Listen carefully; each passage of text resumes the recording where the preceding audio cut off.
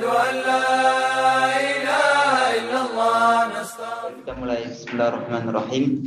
Assalamualaikum warahmatullahi wabarakatuh. Bismillahirrahmanirrahim. Wassalatu wassalamu ala Rasulillah wa ala alihi wa sahbihi wa mawalah. Wala haula wala quwwata illa billah. Subhanaka la ilma lana illa ma 'allamtana innaka antas samiul alim. Wa tub 'alaina ya maulana innaka antat tawwabur rahim. Rabbi shrah li sadri wa yassir li amri wahlul 'uqdatam min lisani yafqahu qawli. Amma ba'du. Teman-teman ma'adali sekalian yang saya hormati, alhamdulillah pada pagi hari ini kita sudah memasuki hari ke-7 ya, hari ke-7 bulan Ramadan, dan pada kesempatan kali ini kita mulai mengkaji kitab As-Siyam yang ditulis oleh Imam Al-Mufassir Al-Muhaddits Syekh Abdullah Sirajuddin Al-Husaini. Sebelum itu mari kita bersama-sama bersyukur kepada Allah Subhanahu wa taala. Jadi apa yang kita lakukan sekarang ini tidak lain selain kita menghidupkan waktu kita atau memakmurkan waktu kita di bulan Ramadan dengan kebaikan. Tentu talabul ilmi,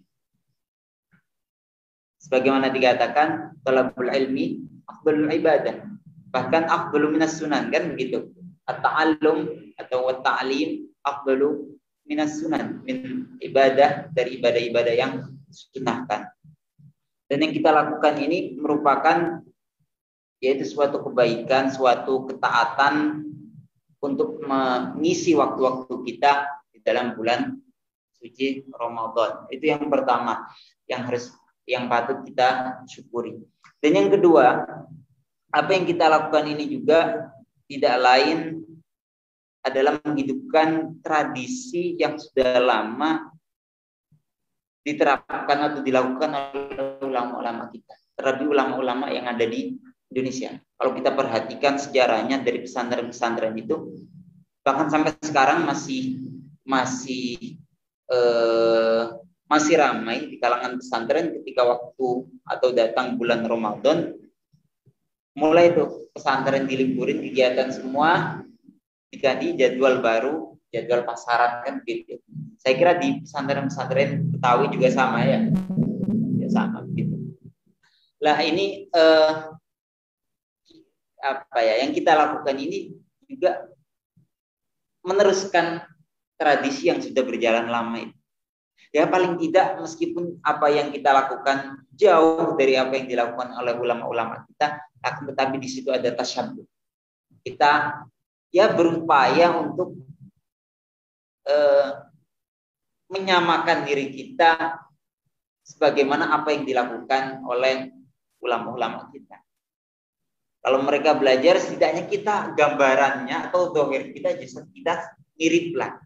Duduk belajar itu, meskipun apa yang kita peroleh berbeda. Tasyabbahu fa illam takunu mithlahum fa inna tasyabbuha bil kirami falahu, kan begitu. Cukup dengan kita menyerupakan atau menyerupai, baik itu dalam ucapan, tingkah laku dan seterusnya. Itu semua sudah menjadi suatu al-falah. Apa al-falah? Wa inna tasyabbuha bil kirami falahu. Kita mengikuti itu atau berusaha untuk apa sih bahasanya tasyabbuh itu? Beliau-beliau ya paling tidak pada akhirnya kita digolongkan atau masuk di dalam golongan mereka, dan disitulah akan kita peroleh falah itu tadi. Jadi ini yang perlu kita pahami dengan baik dan perlu kita syukuri bersama. Ya meskipun ada beberapa kelompok memang manusia yang kalau diajak kebaikan itu sangat mudah sekali. tahu ada pengajian misalnya, udah nggak usah dipaksa, nggak usah diapa, udah datang ya seperti aneh tuh. Ada sebagian orang lain itu diharapkan oleh Allah untuk menjadi orang baik, tapi harus diseret dulu. Ya kan, sebagaimana dalam hadis disebutkan ada itu sebagian hamba yang diinginkan oleh Allah untuk masuk surga, tapi caranya harus disalasil, diseret dulu baru dia bisa masuk atau bisa mau melakukan kebaikan. Ya keduanya sama-sama baik, keduanya sama baik. Pada akhirnya dua kelompok orang ini termasuk orang-orang yang diinginkan oleh Allah kebaikan bagi dirinya. Lah meskipun kita misalkan merasa berat, jujur saja saya pribadi juga berat kalau Ramadan gitu, daripada hari-hari biasa ya, lebih berat. Tapi saya pikir lagi itu tadi, kita berat karena ada beberapa faktor, diantaranya kita belum punya apa ya, belum apa ya, masih terbiasa mengikuti nafsu kita, masih terbiasa mengikuti nafsu kita, sehingga ketika diajak sesuatu yang berlawanan dengan nafsu itu, apalagi Ramadan ya, Ramadan habis sahur siang dikit itu bawaannya udah tidur, itu paling enak ya, tidur bangun jam 1 jam 2 itu kan enak ya. Ya, lah itu saya kira santri-santri dimanapun ya wataknya atau kebiasaannya seperti itu. Umumnya kecuali ya sebagian yang memang rajin dan tidak terbiasa untuk santai-santai kan gitu. Lah, ketika kita diajak seperti ini, aktivitas yang kita lakukan ini berlawanan dengan nafsu, tentu itu sesuatu yang berat. Arti sebagaimana kita tidak terbiasa misalkan begadang malam, kemudian diajak temen nongkrong, yang ada di tengah-tengah itu kita merasa terpaksa, kita yang ngantuk pada akhirnya juga. Artinya di situ ada perasaan atau ada sesuatu yang berat yang kita pikul, kan begitu, karena tidak menjadi kebiasaan kita. Nah, begitu juga sama yang kita lakukan ini, meskipun itu misalkan berat bagi kita sekalian, tapi saya harap kita berupaya menyadarkan diri kita meskipun berat, tetapi ini sesuatu yang baik, dan ini sebagai suatu bukti bahwa Allah Subhanahu wa taala memaksakan kita untuk menjadi orang baik. Kalau memang kita sendiri tidak mau menjadi orang baik, tapi dipaksakan oleh Allah Subhanahu wa taala. Alhamdulillah. Di hadapan kita busyam ada buku matalibuhu fawaiduhu wa fadailuhu.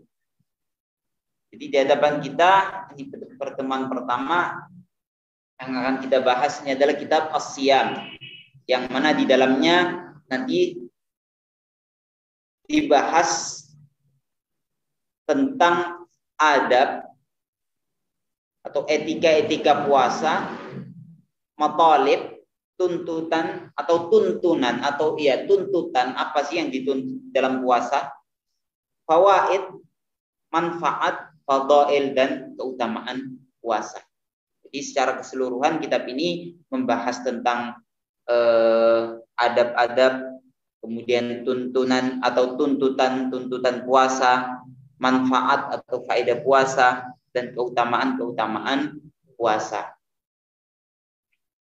Nah, kitab ini ditulis oleh Al-Imam Al-Mufassir Al-Muhaddis Al-Syekh Abdullah Sirajuddin Al-Husaini.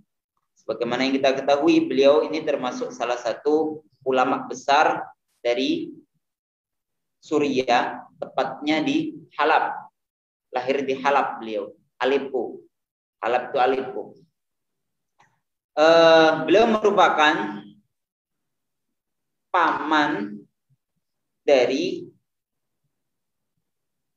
Syekh Nuruddin Aitar.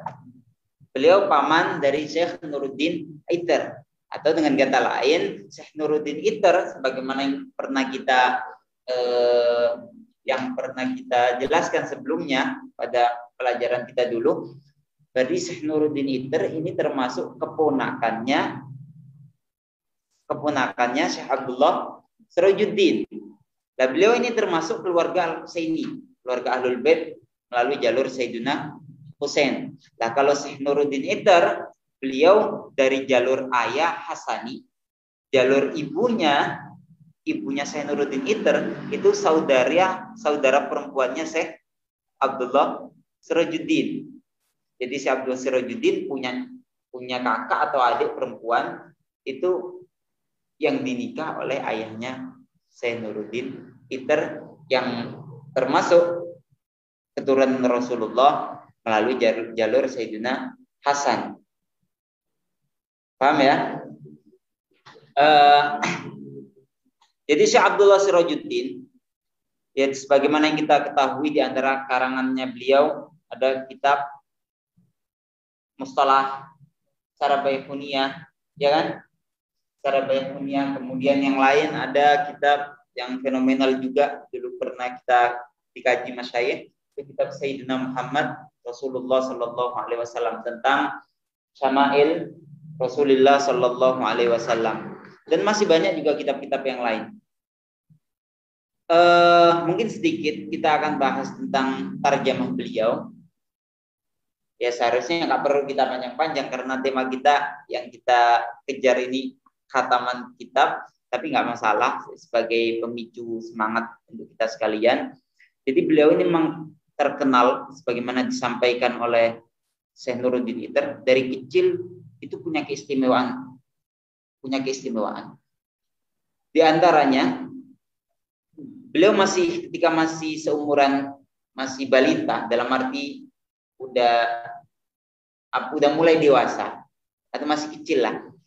Itu ketika di rumah itu memang beliau ada keistimewaan atau kebiasaan yang di luar kebiasaan anak kecil pada umumnya.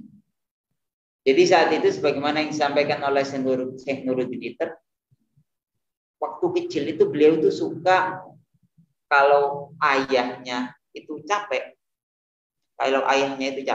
kakinya ditaruh di pokoknya area sininya beliau.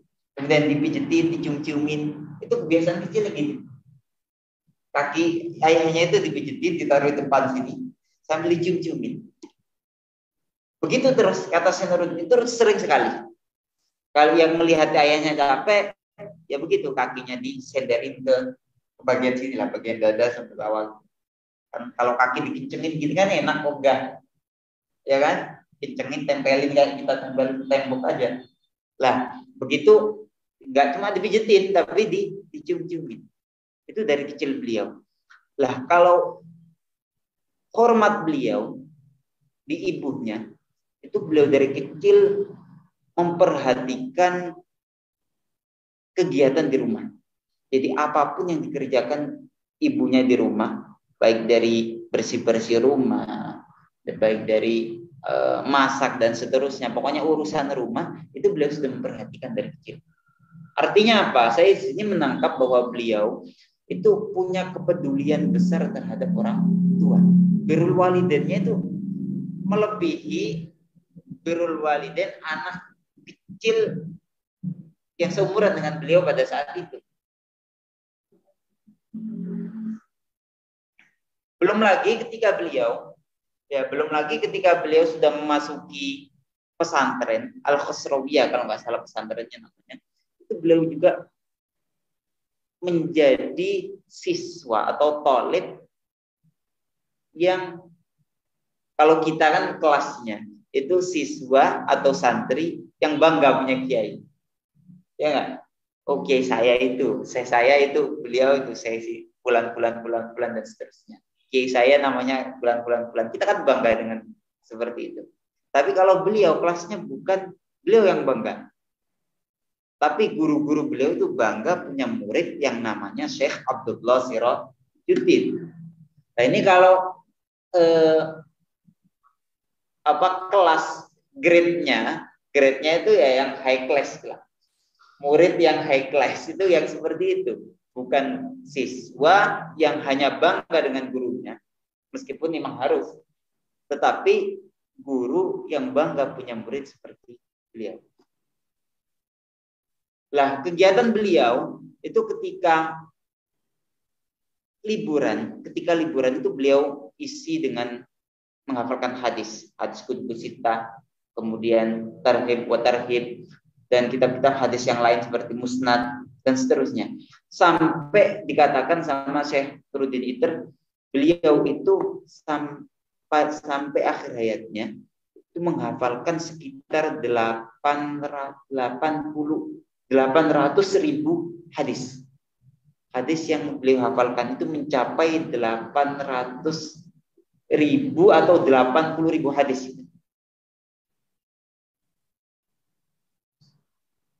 Dari sini sebetulnya kita gini aja kita perlu mengambil pelajaran. Paling tidak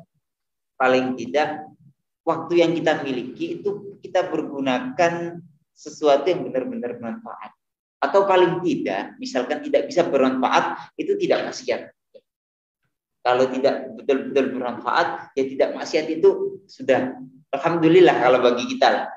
Bagi kita alhamdulillah. Nah, makanya nggak wajar kalau misalkan nggak heran kalau misalkan kita dapati beliau dengan begitu banyak karya-karyanya. Ini kan semuanya menunjukkan apa? Yang menunjukkan beliau itu nggak ada waktu sedikit pun yang dibuang sia-sia.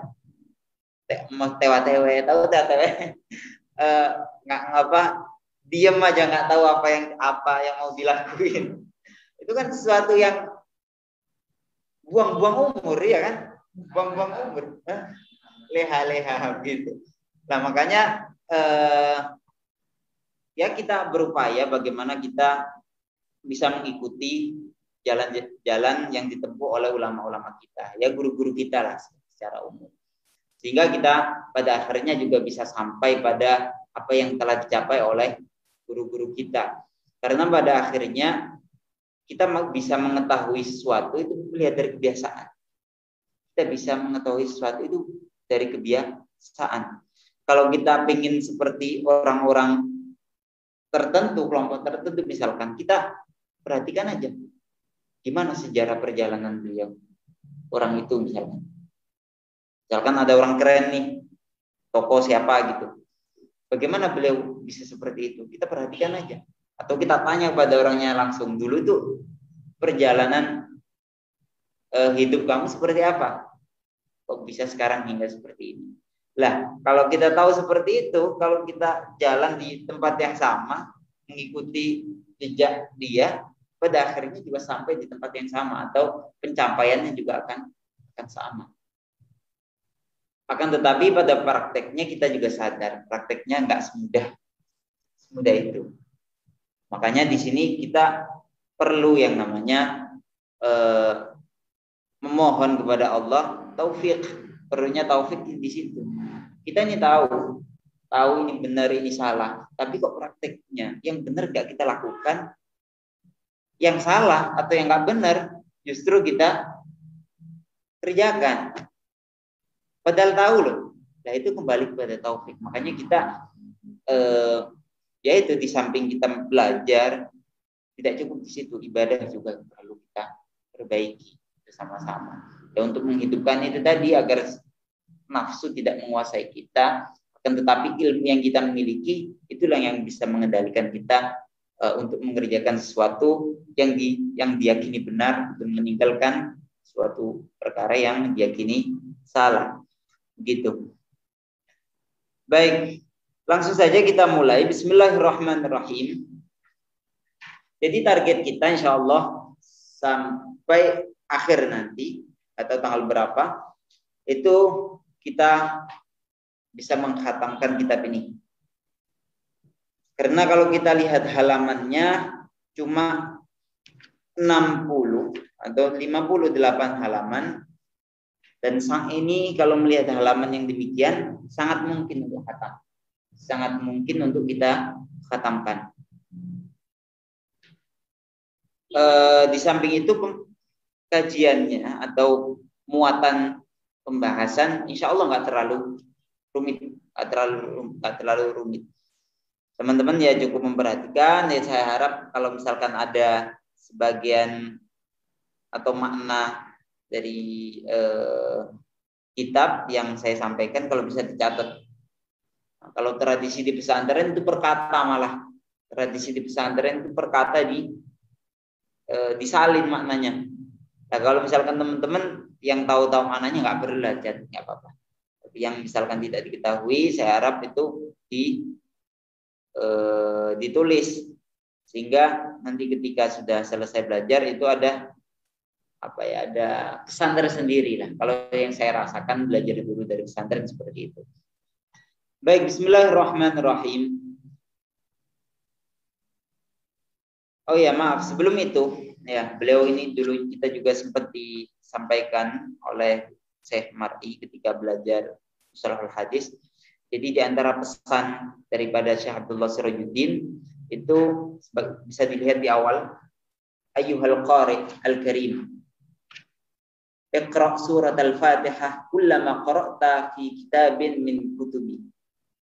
Di pesan beliau kepada setiap para pembaca yang membaca salah satu karya beliau, itu beliau meminta untuk membacakan surat Al-Fatihah.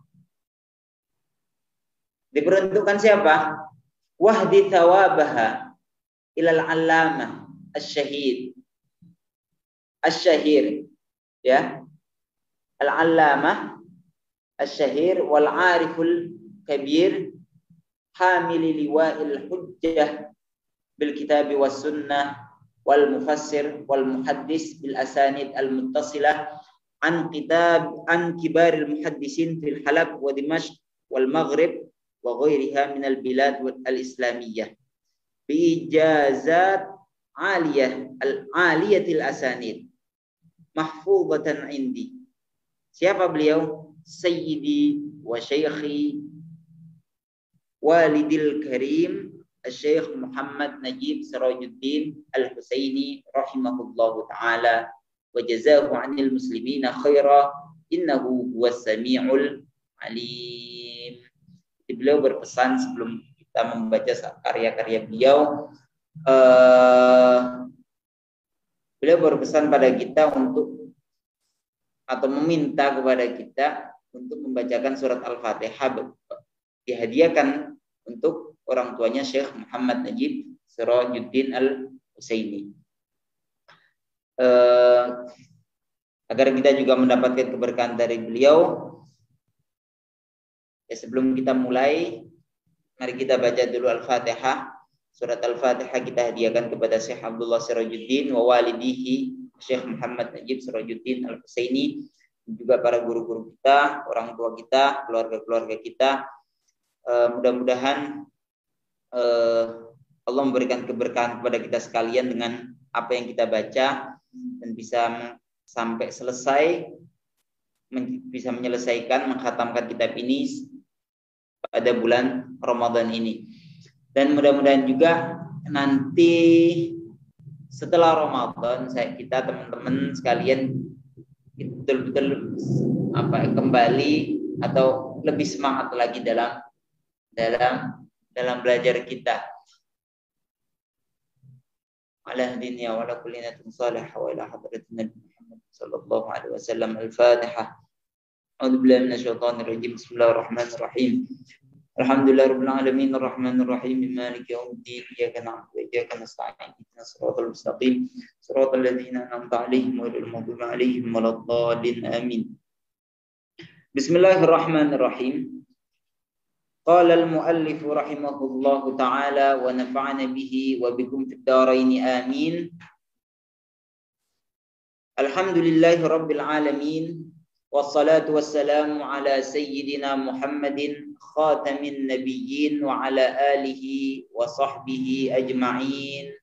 Wa ba'du, fahadhihi risalatun mujazah ja'at ala ujalatin min amriha tabhathu an ba'di fadailis siyam wa adabihi wa matalibihi wa fawaidihi.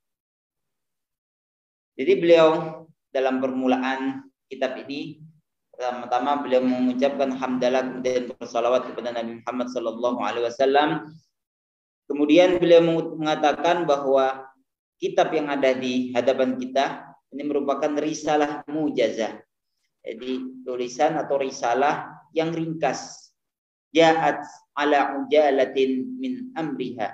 Yang mana risalah ini datang dalam waktu yang singkat. Ala ujalatin min amriha. Ujalah itu waktu singkat. Jadi beliau menulis kitab ini tidak membutuhkan waktu yang lama. Tabhasu an ba'di fadailis siyam. Risalah ini membahas tentang sebagian daripada keutamaan-keutamaan puasa wa adabihi dan adab-adab puasa wa maqalibihi dan tuntutan puasa wa thamarati wa fawaidihi dan manfaat puasa wa thamaratihi dan buah dari puasa. Yata'allamu bihal jahil, yata'allamu menjadi tahu, yata'allamu menjadi mengerti, biha dengan risalah ini al jahilu orang yang bodoh, wa yatadzakkaru dan menjadi tersadarkan atau tercerahkan, biha dengan risalah ini al-ghafilu orang yang lalai, wa yatabassaru menjadi sadar, biha dengan risalah ini al-aqilu orang yang berakal.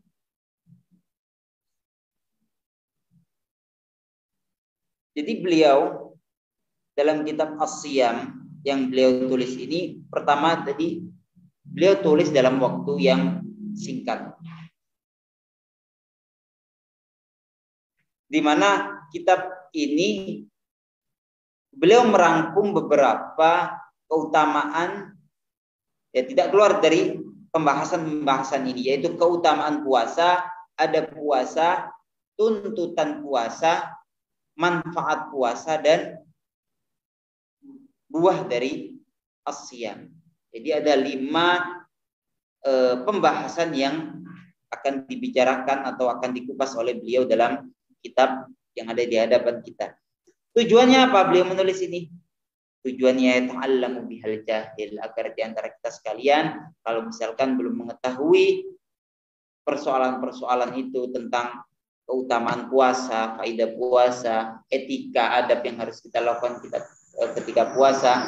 Tujuan beliau agar kita kalau memang nggak tahu, ya biar tahu. Wa yatadzakkaru bil ghafil, kalau memang misalnya kita sebelumnya udah tahu, kita baca kitab beliau lagi, kita menjadi ingat kembali. Wa yatabassaru bihal aqil. Nah, kalau orang punya akal kemudian tanpa dibarengi dengan ilmu, yang ada apa akalnya tidak bisa mengarahkan dia kepada suatu kebaikan, kan begitu. Akal murni tidak bisa mengarahkan seseorang kepada kebaikan, makanya datang syariat, makanya diturunkan syariat. Wa yatabassaru bihal aqil. Jadi seseorang yang berakal dengan membaca kitab ini insyaallah akan menjadi tersadarkan atau tercerahkan. Waqad kuntu awaddu, kata beliau, saya menginginkan an absuta fiha al-abhath bastan syafian. Sebetulnya beliau menginginkan untuk menguraikan pembahasan-pembahasan ini bastan syafian, dengan uraian yang syafi. Syafi itu yang menyelesaikan semua persoalan. Artinya semua persoalan yang berkaitan dengan puasa ini dibahas atau dikupas secara tuntas. Ghairu anna waqti wa ubayyinu fiha ahkam as-siyam. Dan saya juga ingin menjelaskan di dalam kitab ini hukum-hukum puasa bayanan kafian, dengan penjelasan yang kafi. Kafi itu meliputi seluruh aspek dari pembahasan as-siyam. Ghairu anna waqti, akan tetapi waktu saya Kata beliau, lam yattasi' lidzalik, enggak cukup untuk menulis semua itu. Wa anna waqti lam yattasi' lidzalik. Fa jama'tu ba'dha ma hunalika. Akan tetapi meskipun waktu beliau enggak cukup untuk menulis itu, bukan berarti kemudian meninggalkan apa yang menjadi keinginan beliau menulis kitab yang membahas tentang puasa. Akan tetapi beliau melakukan fa jama'tu ba'dha ma hunalik.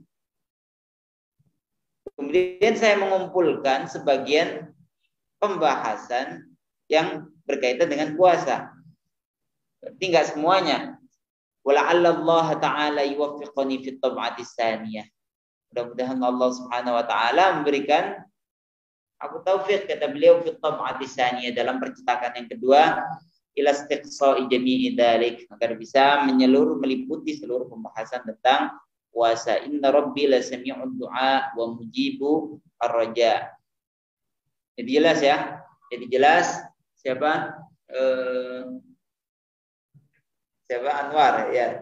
Jadi apa yang beliau tulis di sini itu semuanya tidak lain yaitu tidak keluar dari pembahasan puasa yang meliputi 5 aspek tadi: fadail, matalib, fawaid, samarat, kemudian adab as-siyam. Tujuan beliau menulis kitab ini agar kita yang belum tahu hukum-hukum puasa, adab-adab puasa, biar mengerti. Lah bagi orang yang sudah mengerti, dengan membaca kitab ini tujuan beliau agar dia diingatkan kembali atau tercerahkan kembali, diingatkan kembali, menjadi ingat kembali apa yang telah menjadi pengetahuan dia sebelumnya. Jadi sifatnya kitab ini di samping sebagai informasi juga sebagai pengingat. Paham ya? Jadi kitab ini sebagai informasi bagi kita yang belum mengetahui sesuatu tentang pembahasan yang dibahas di dalamnya. Kalau kita misalkan sudah tahu, maka kitab ini sifatnya akan beralih dari sebagai informan menjadi apa?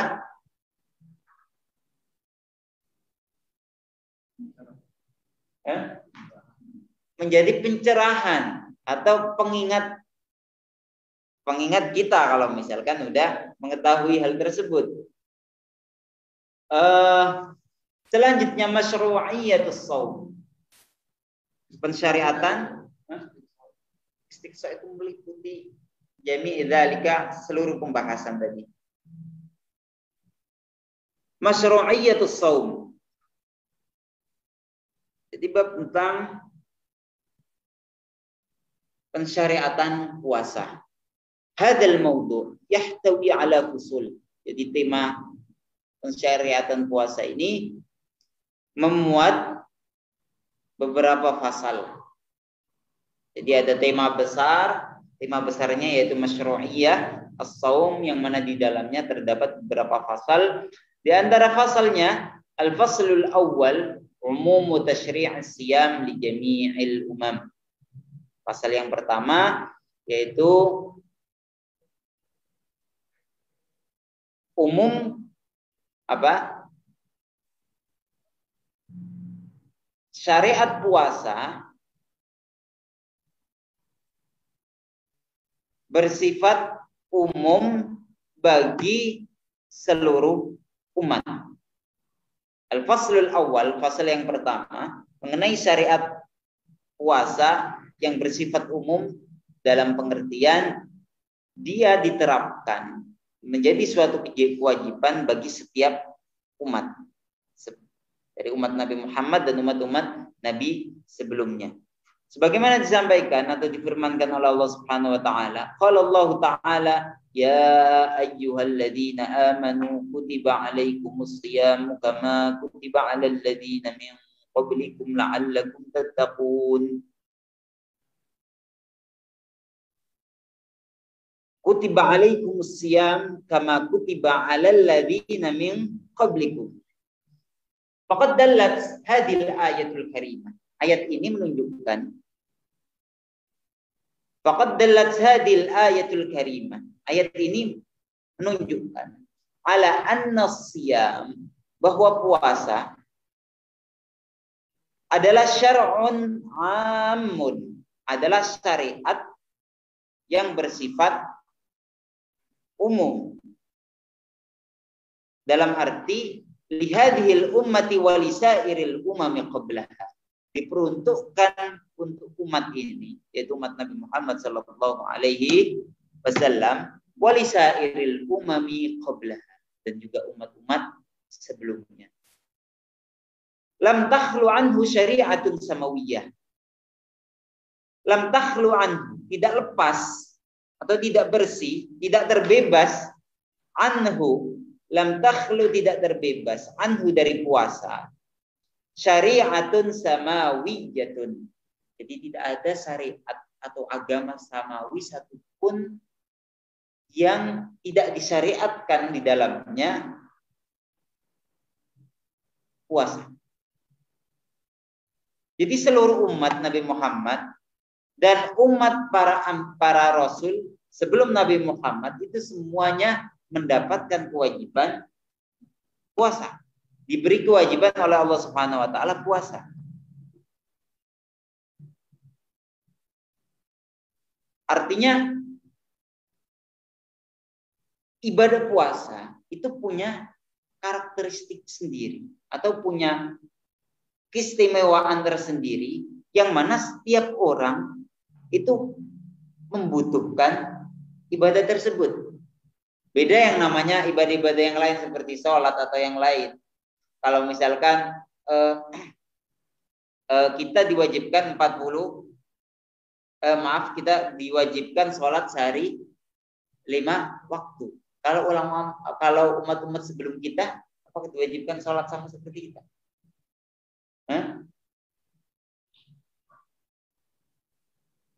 Kan berbeda. Lah akan tetapi puasa ini itu semua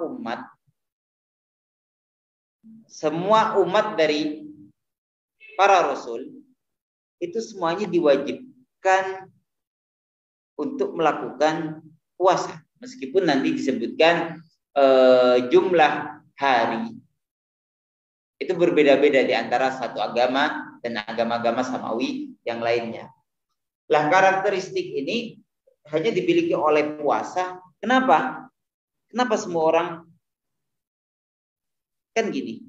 Kalau runtutan berpikirnya, kita seluruh yang disyariatkan oleh Allah Subhanahu wa taala pada manusia itu semuanya pasti mengandung kemaslahatan. Semua yang diwajibkan, perkara-perkara yang diwajibkan oleh Allah kepada kita, itu pasti mengandung kemaslahatan. Sebaliknya, kalau ada beberapa perkara atau ada perkara-perkara yang Allah melarang kita untuk kita lakukan, maka perkara tersebut mengandung kemadaratan. Lah puasa ini tidak hanya diperintahkan kepada kita, tapi diperintahkan juga, diwajibkan juga untuk umat-umat sebelum kita, umat Nabi Muhammad. Kenapa begitu?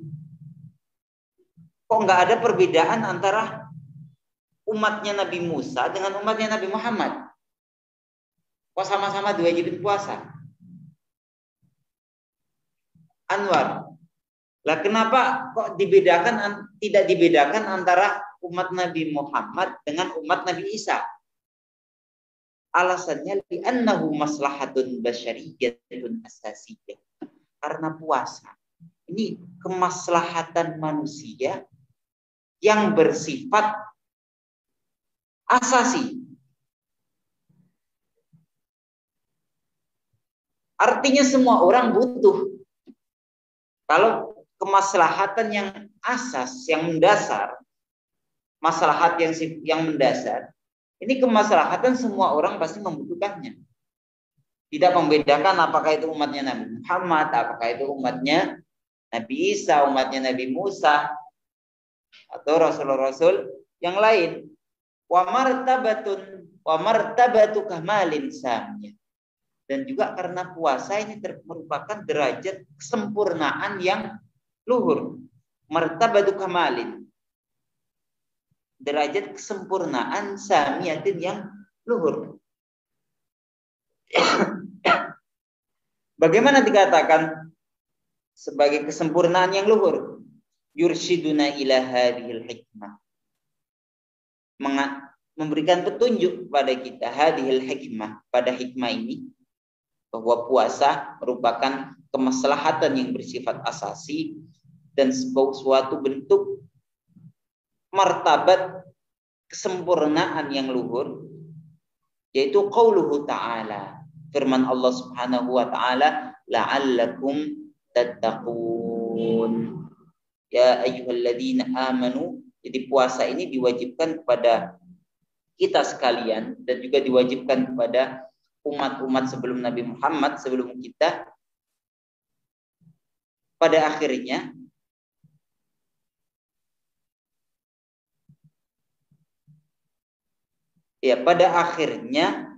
yursiduna ila hadhil hikmah qauluhu ta'ala la'allakum tattaqun. Pada akhirnya Quran menyebutkan ending dari puasa yang kita lakukan.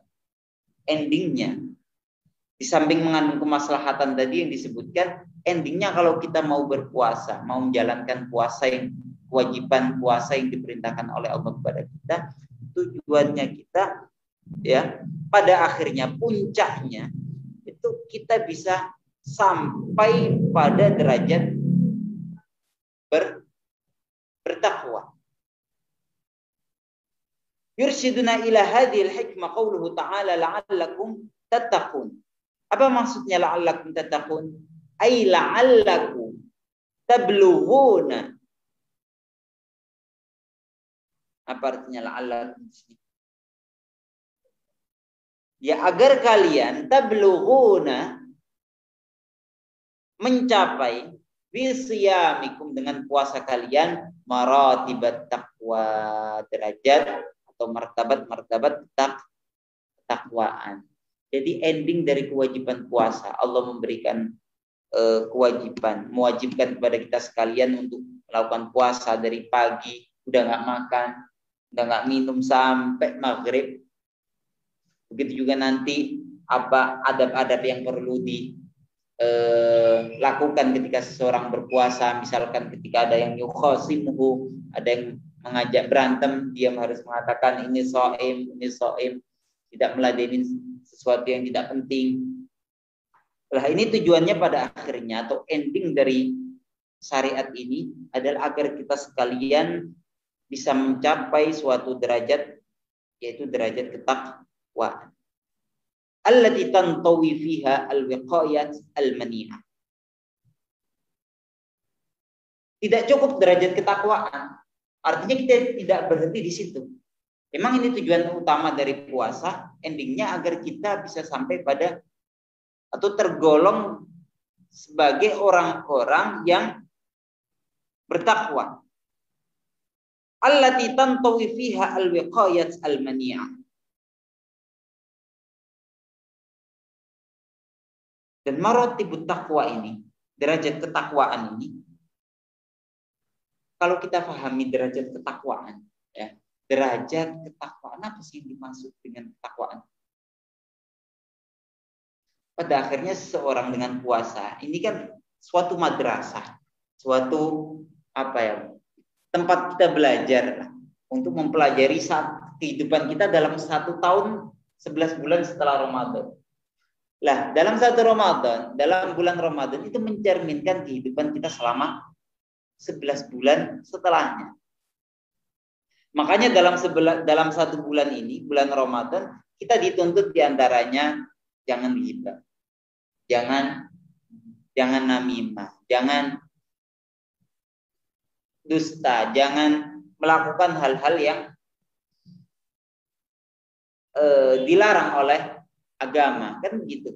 Dan tujuannya pada akhirnya kalau udah lulus dalam proses pembelajaran 30 hari bulan Ramadan ini, seseorang akan terbiasa melakukan ketaatan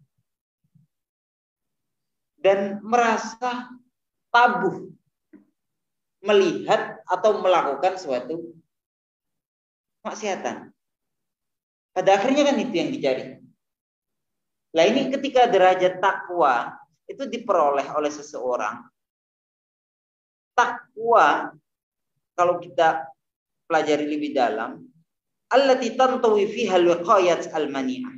Dalam ketakwaan itu di dalamnya, ya ketakwaan di dalamnya terdapat berbagai perlindungan. Orang itu kalau udah bertakwa, dia akan dalam dirinya itu udah ada proteksi. Tahu proteksi?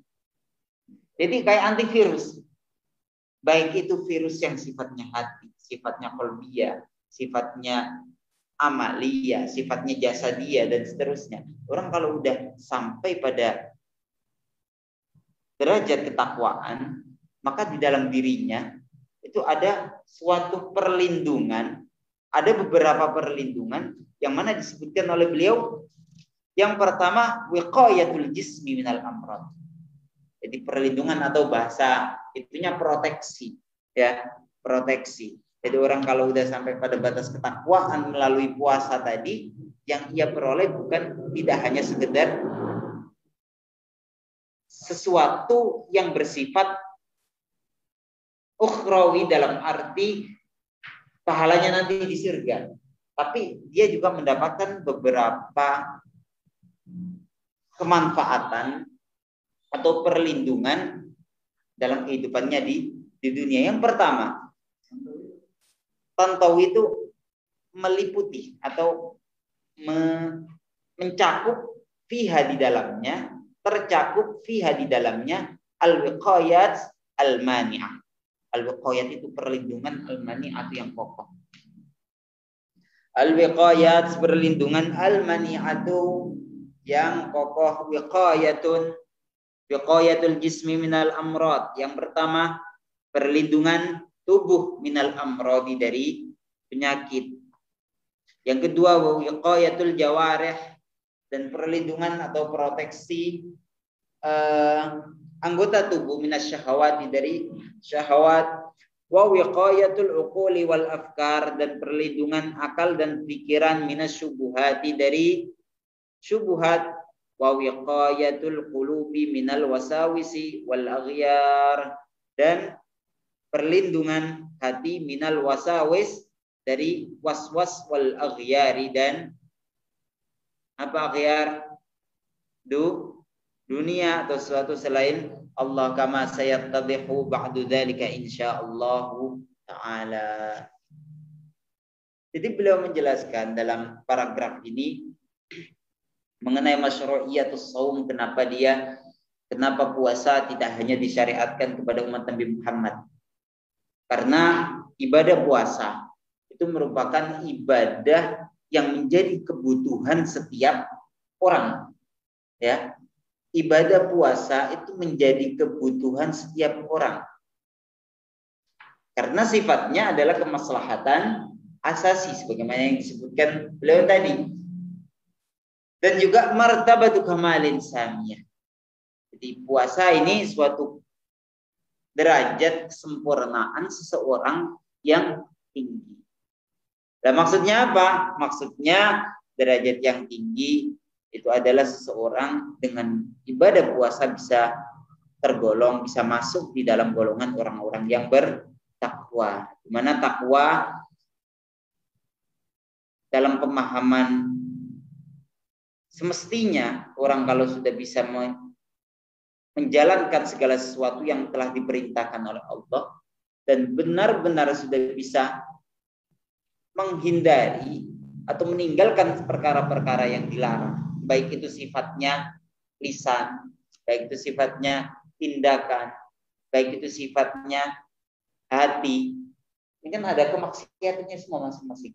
Ada maksiat anggota tubuh, ada maksiat hati, ada maksiat apa lagi? Pikiran dan seterusnya. Lah di dalam ketakwaan seseorang dengan makna ketakwa yang sebenar-benarnya, seseorang akan mendapatkan berbagai macam perlindungan atau proteksi yang sebagaimana disebutkan oleh beliau tadi. Yang pertama wiqayatul jismi minal amrad. Orang kalau udah mau menjalankan puasa, insya Allah dengan puasa itu badannya akan terjaga dari penyakit. Wa wiqayatul jawarih minasyahawat. Anggota tubuhnya juga akan terjaga dari syahwat. Makanya dikatakan orang misalkan pemuda yang dalam hadis itu pemuda yang udah saatnya menikah tapi belum bisa menikah. Solusinya puasa. Ya, karena puasa di dalamnya terdapat wiqayatul jawarih minas syahwat. Dan juga ada proteksi atau perlindungan lain dalam puasa yaitu wiqayatul uquli wal afkari minasyubuhat. Wa wiqayatul qulubi minal wasawisi wal aghyar. Insyaallah itu akan dijelaskan oleh beliau pada pembahasannya nanti. Jadi pada intinya kita perlu sadari dan kita perlu pahami dari apa yang disampaikan beliau, puasa ini intinya bukan memberatkan manusia. Disyariatkan, puasa disyariatkan bukan untuk memberatkan kita sekalian. Justru kalau kita paham seperti ini, di dalam puasa ada wiqayatul jismi minal amrad, wiqayatul afkari, qulubi minal wasawis, wiqayatul uquli minasyubuhat, wiqayatul jawarih minasyahawat. Kalau kita tahu seperti ini, justru kita akan menganggap puasa tanpa diperintah pun kita harus melakukannya karena sudah menjadi kebutuhan kita, kan begitu. Wa mimma yadullu ala fariidati siyami lada jami' syara'i' al-ilahiyyah al-hadits alladhi rawahu Tirmidzi. Di antara hadis yang menjelaskan tentang kewajiban puasa, diwajibkannya puasa bagi seluruh syariat, itu hadis alladzi rawahu Tirmidzi anil Haris al-Asy'ari radhiyallahu anhu qala qala Rasulullah sallallahu alaihi wa ala alihi wa sahbihi wasallam inna Allah tabaraka wa ta'ala amara Yahya bin Zakaria alaihi assalam bi 5 kalimat ay ya'mala biha wa ya'muru bani Israil ay ya'malu biha. Jadi di antara dalil yang menunjukkan bahwa ibadah puasa tidak hanya disyariatkan kepada umat Nabi Muhammad, melainkan juga disyariatkan kepada para umat-umat terdahulu, yaitu hadis yang diriwayatkan oleh Imam At-Tirmidzi dari sahabat Al-Haris Al-Asy'ari. Kitabnya antum mana? Kitabnya mana? Oh, ketinggalan. Baik. Anil Haris Al-Asy'ari radhiyallahu anhu qala Rasulullah sallallahu alaihi wasallam bersabda, "Inna Allah tabaraka wa ta'ala amara Yahya bin Zakaria bi 5 kalimat." Sungguhnya Allah Subhanahu wa taala memerintahkan Nabi Yahya bin Zakaria dengan 5 perkara. Ayya'mala biha. Allah memerintahkan untuk kepada Nabi Yahya untuk dilakukan, wa ya'muru bani Israil ayya'malu biha, dan memerintahkan Bani Israel untuk melakukan hal yang sama dengan apa yang dilakukan beliau. Fajama'an nasa fi baitil maqdis. Kemudian siapa beliau maksudnya? Nabi Yahya. Jama'an nas, mengumpulkan umatnya yaitu Bani Israel fi baitil maqdis. Famtala al-masjid. Kemudian masjid menjadi penuh. Waqa'adu 'ala syiraf. Mereka orang-orang Bani Israel pada duduk di atas suraf. Apa suraf? Surfaya. Jadi duduk di bawah saking ramenya, di mana orang-orang Bani Israel dikumpulkan oleh Nabi Yahya dan kumpul di situ. Lah kemudian faqal innallaha ta'ala. Kemudian Nabi Yahya berkata kepada mereka, innallaha ta'ala amarani bi 5 kalimatin. Sungguhnya Allah Subhanahu wa taala amarani, memerintahkanku bi 5 kalimatin, dengan 5 kalimat, an a'mala biha. Merintahkan agar saya melaksanakannya, wa an amurakum, dan memerintahkanku agar menyerukan kepada kalian anta amalu, agar engkau lakukan bihinna 5 perkara tersebut.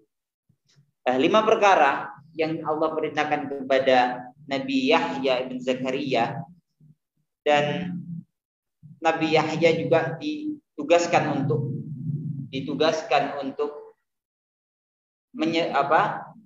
menyampaikan kepada Bani Israel.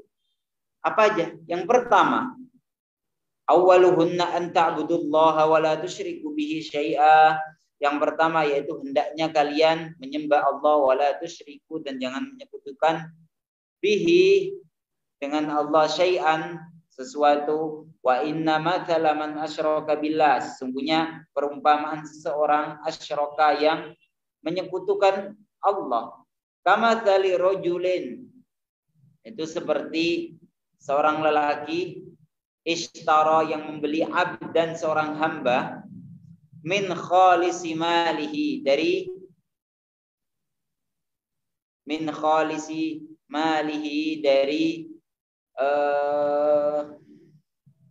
dari murni hartanya. Apa bahasa enaknya? Min khalisi malihi, dari hartanya sendiri, bidzahabin, baik berupa emas, au wariqin. Wariq itu artinya fiddah. Apa fiddah? Perak. Fiddah itu perak. Faqal hadhihi dari, kemudian seorang lelaki tadi mengatakan, ini rumahku. Maksudnya mengatakan kepada budaknya, hadhihi dari, ini rumahku, wa hadza amali, dan ini pekerjaanku. Fa'mal, maka kerjakanlah, wa addi ilayya, dan tunaikan hasil pekerjaanmu padaku. Maka kemudian ya'malu, bekerja. Siapa yang bekerja? Hamba tersebut, abd, wa yu'addi, dan menunaikan ila ghairi sayyidi, dan menunaikan hasil pekerjaannya kepada selain majikannya. Fa'ayyukum, apakah ada di antara kalian yarda, yang ridha ayyakuna abdu kadzalik? Apakah ada di antara kalian yang ridha punya hamba seperti itu? Jadi ini salah satu yang diajarkan atau yang diperintahkan oleh Allah kepada Nabi Yahya, yaitu agar disampaikan kepada Bani Israel agar mereka betul-betul menghambakan dirinya kepada Allah Subhanahu wa ta'ala. Dan dalam hadis ini ada sesuatu yang menurut saya sangat istimewa sekali, yaitu bagaimana hadis ini menggambarkan keburukan atau ketidakpantasan seseorang itu hidup di muka bumi tetapi tidak menghambakan dirinya kepada Allah Subhanahu wa ta'ala.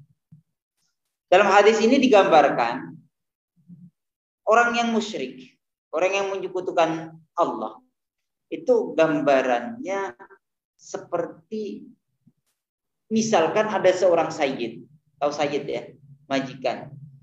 Nah, sayyid ini punya beberapa harta, punya harta yang dia miliki, dan harta tersebut dia buat untuk membeli seorang budak.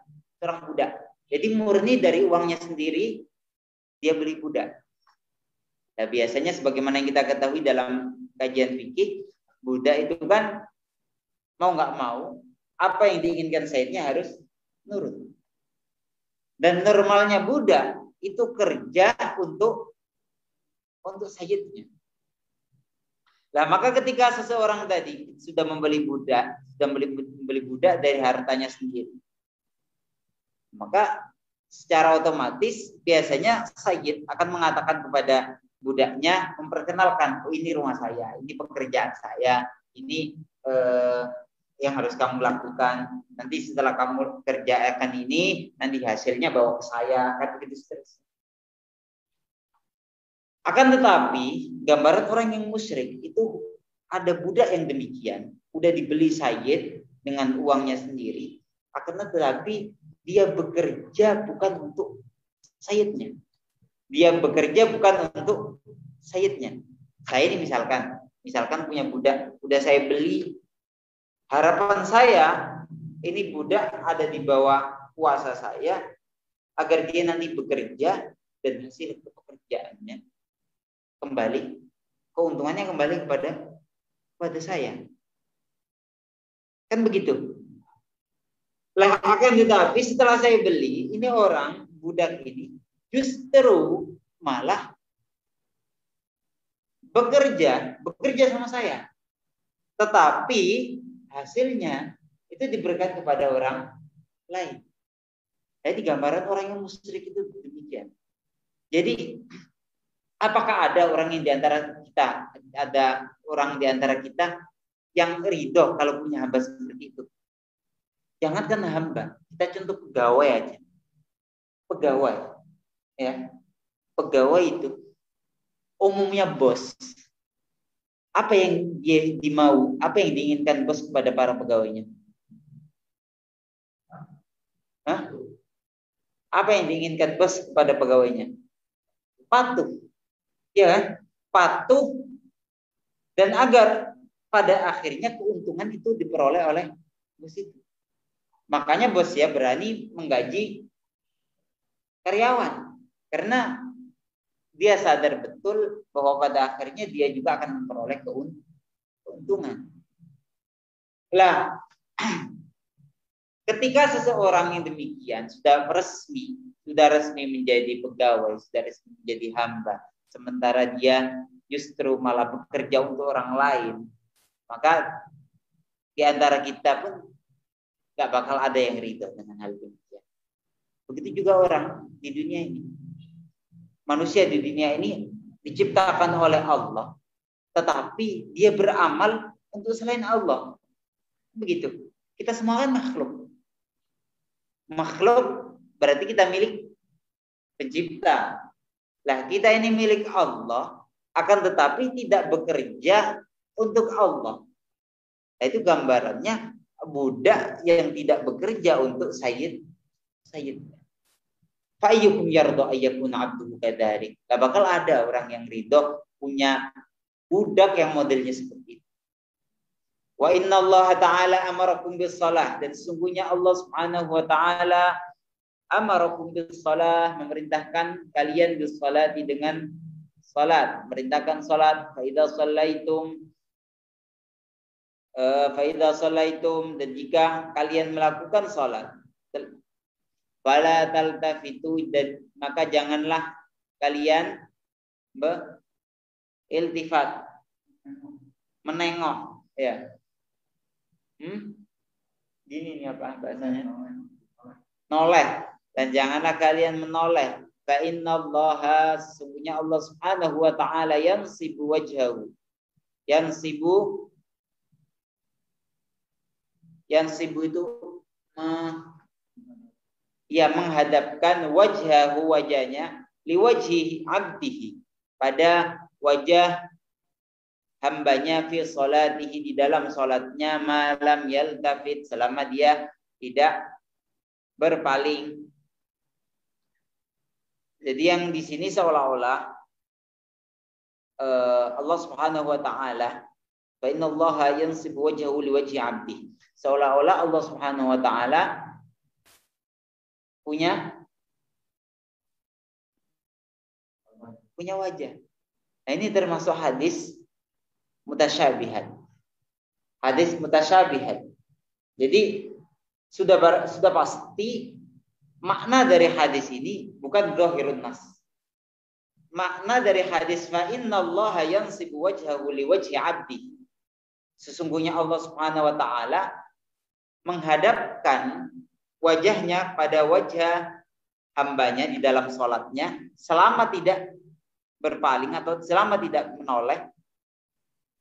Ini kan seolah-olah atau zahir dari hadis ini menyebutkan bahwa Allah itu punya wajah, yang mana wajah itu digunakan oleh Allah Subhanahu wa taala untuk memandang hambanya ketika dia melakukan sholat selama tidak menoleh. Nah, ini namanya hadis atau dalil-dalil mutasyabihat. Lah, dalam ayat atau dalil mutasyabihat ini cenderung atau memberikan pemahaman, kalau kita tidak belajar usul dan tidak belajar kaidah ulum tafsir dan seterusnya, kita akan menyimpulkan bahwa Allah Subhanahu wa taala punya wajah. Ya, kalau punya wajah berarti punya jasad, jism, ada jism. Kalau ada jism berarti ada keserupaan antara pencipta, antara Allah dengan makhluknya. Dan ini bertentangan dengan ayat laisa kamitslihi syai'un wa huwas samiul basir. Maka para ulama ketika dihadapkan dengan ayat-ayat atau dalil-dalil mutasyabihat, apa yang dilakukan? Apa yang dilakukan? Bisa tafwid, bisa takwil. Nah, tafwid ini manhajnya para ulama salaf, sementara takwil ini manhaj daripada ulama khalaf. Dengan memperhatikan kebutuhan masyarakat di era modern, seorang butuh diberikan penjelasan, tidak cukup dikatakan wallahu a'lam, bawaannya ngeyel aja, ya kan begitu. Makanya ulama-ulama khalaf, ulama-ulama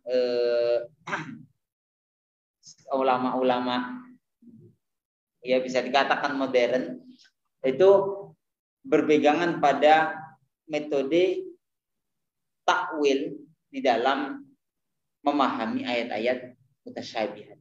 Sehingga seperti ayat ini, seperti hadis ini, fa innallaha yansibu wajhahu liwajhi.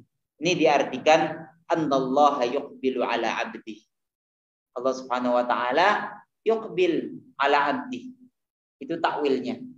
Takwilnya Allah Subhanahu wa taala yuqbilu ala abdi.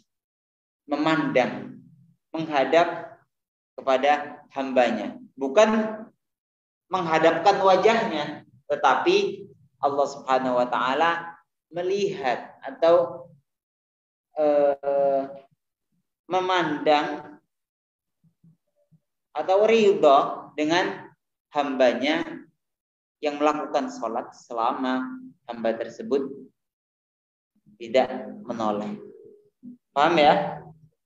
Ini belum masuk pada syahid. Wa amaruhum bisiyam. Selanjutnya Nabi Yahya mengatakan kepada Bani Israel, wa amarakum, Allah Subhanahu wa taala memerintahkan kalian bisiyami, puasa. Fa inna mathala dzalik, sesungguhnya perumpamaan puasa, kama tsali rajulin, seperti halnya seorang lelaki fi isabatin. Fi isabah, isabah artinya jamaah, dalam suatu kelompok. Ma'ahu surratun, dalam suatu kelompok, ma'ahu, bersama mereka, surratun. Surratun itu wadah gitu. Surratun itu wadah. Fiha, di dalamnya miskun, terdapat miskin, terdapat misik. Fakulluhum yu'jibuhu rihuha. Maka setiap di antara kalian, maka setiap di antara mereka, yu'jibuhu rihuha. Yu'jibuhu, apa artinya yu'jibuhu? Yu'jibuhu rihuha, merasa kagum atau suka dengan baunya. Itu. Jadi perintah Allah Subhanahu wa taala yang ketiga kepada Nabi Musa. Ini Allah Subhanahu wa taala memerintahkan kepada Nabi Musa dan untuk disampaikan kepada Bani Israel, yaitu ada perintah ibadah puasa. Perumpamaan seseorang yang puasa dalam hadis ini disebutkan itu seperti seseorang ada seorang laki-laki masuk di dalam suatu kelompok, suatu komunitas atau suatu jamaah yang di situ terdapat orang banyak. Lah satu orang tadi masuk di tengah-tengah itu. Misalkan nih, ya contoh realnya gitu, misalkan saya atau misalkan Anwar ada di masjid itu, ada sekelompok orang, misalkan ada 1.000 orang kumpul di tengah masjid. Tiba-tiba Anwar masuk ke ruangan itu dengan bawa wadah yang di dalamnya ada misik. Kira-kira bagaimana penilaian orang-orang masjid itu yang ada di kelompok itu melihat Anwar? Melihat apa yang dibawa Anwar? Ya suka dengan bau yang apa, yang bau dari misik yang dibawa oleh Anwar, kan begitu. Lah gambaran ini, wa inna rihas shaim atyabu 'indallahi min rihil misk. Dan bau mulut orang yang berpuasa itu lebih harum menurut Allah Subhanahu wa taala daripada bau misik yang dibawa oleh seorang lelaki tersebut. Di mana seorang laki-laki di sekelilingi orang banyak, semuanya pada suka, pada takjub dengan bau misik yang dibawa oleh seorang lelaki tadi. Begitu juga halnya seorang yang sedang berpuasa. Justru malah lebih harum daripada bau misik. Bagaimana bisa begitu? Bagaimana bisa begitu? Padahal nyatanya nyatanya sebaliknya, kan begitu.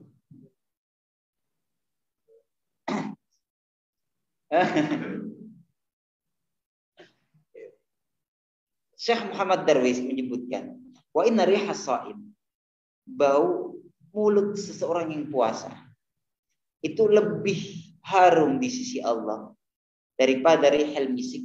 Kenapa? Karena kalau rihal misik, harumnya minyak, baik itu minyak misik atau minyak-minyak yang lain, itu bersumber dari minyak itu sendiri. Ya, bersumber dari datu al-misk, dari misik itu sendiri. Sementara bau mulut orang puasa itu disebabkan apa? Disebabkan ia melakukan suatu ketaatan, yaitu ibadah puasa itu. Makanya di sisi Allah sesuatu atau bau yang semerbak sebab zat sesuatu itu sendiri, ini meskipun baunya harum menurut kita, akan tetapi ada bau yang lebih harum lagi dari itu, yaitu bau mulutnya seseorang yang berpuasa. Karena di balik bau mulut itu ada suatu ketaatan yang dia lakukan. Makanya kenapa wa inna rihas shaimi atyabu 'indallahi min rihil misk. Karena bau itu dampak atau pengaruh dari ibadah. Falahu qadrun 'indallah.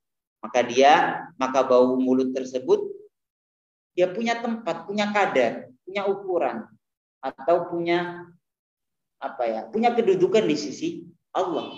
Beda lagi kalau bau mulutnya di luar puasa karena memang nggak gosok gigi. Paham ya? Ini perlu dibedakan.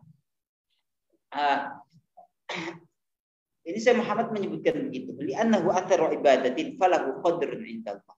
Karena bau mulutnya orang yang berpuasa adalah pengaruh atau dampak dari ibadah, maka bau mulut itu sendiri punya tempat atau punya bagian, punya kedudukan di sisi Allah Subhanahu wa taala, sehingga menjadi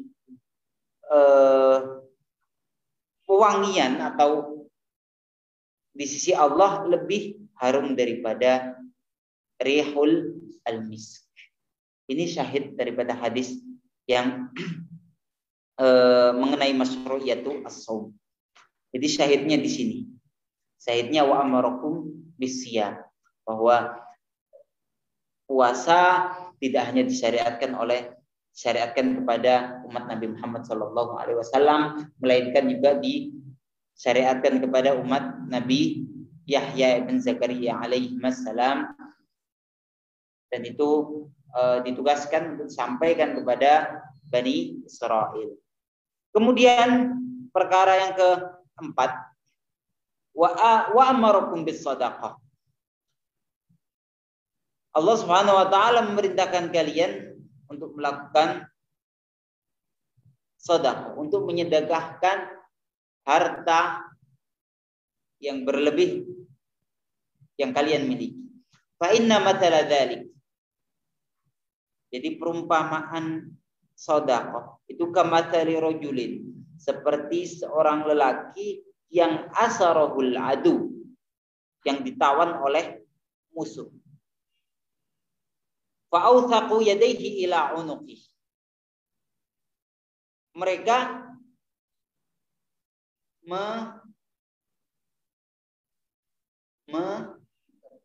mengikat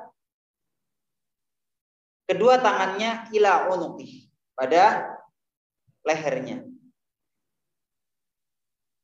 Jadi seorang lelaki ditawan musuhnya, kemudian diborgol, gitu ya, diborgol. Wa qaddamuhu liyadribu unuqah. Nah, setelah sudah diborgol, wa qaddamuhu, seorang lelaki tersebut diajukan, dibawa ke depan agar setelah itu mereka memenggal lelaki tadi. Faqal, maka seorang laki tadi mengatakan, ana afdihi minkum bil qalili wal katsir. Tahu fida? Apa artinya fida? Menebus. Yani ana afdihi, saya menebus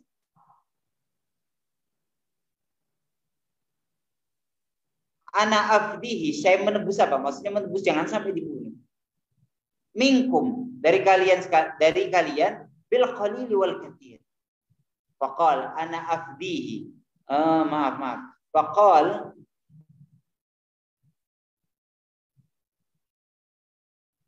berarti yang mengatakan ini adalah Sayyidina Yahya. Faqal ana afdihi, saya menebus dia, minkum, dari kalian, bil qalili wal katsir, dengan harta sedikit dan banyak. Apapun yang saya miliki akan saya berikan, asalkan lelaki tadi jangan sampai kalian bunuh. Fafada nafsahu minkum. Fafada nafsahu minkum. Maka orang tersebut mampu menjaga dirinya dari musuh-musuh mereka tadi. Begitu juga halnya dengan seseorang yang mau bersedekah. Dalam hadis yang lain disebutkan, ittaqun nar walau bisyiqqi tamrah. Ittaqun nar walau bisyiqqi tamrah. Jadi kita sebisa mungkin menjauhkan diri kita dari neraka, meskipun dengan hal-hal remeh, dengan memberikan sesuatu, dengan sebutir kurma yang kita berikan kepada anak kecil, dengan sebungkus satu permen kita berikan kepada anak kecil, dengan masukkan kebahagiaan kepada hati orang tua kita. Apapun yang kita miliki, kalau itu punya potensi menjauhkan kita dari neraka, kalau kita tahu itu bisa, tentu kita bakal kita lakukan, kan begitu. Bakal kita lakukan. Nah, begitu juga halnya dengan sedekah. Seseorang yang melakukan sedekah, yang mau mengeluarkan sedekah, itu seperti halnya seseorang yang ditawan musuh dan ingin terbebaskan dari tawanan tersebut. Dia mengeluarkan apa aja yang dia miliki. Yang penting nggak ditawan dan pada akhirnya nggak terbunuh. Yang penting dia nggak masuk neraka. Caranya itu dengan tebusan yaitu sedekah. Makanya dikatakan as-shadaqatu, di antaranya as-shadaqatu tadfa'ul bala, di antara bala-bala itu bisa dihindari di antaranya melalui sedekah. Kalau kita udah tahu demikian, betapa berharganya diri kita agar jangan sampai kena bala, agar jangan sampai kena ujian, agar jangan sampai dimasukkan dalam neraka.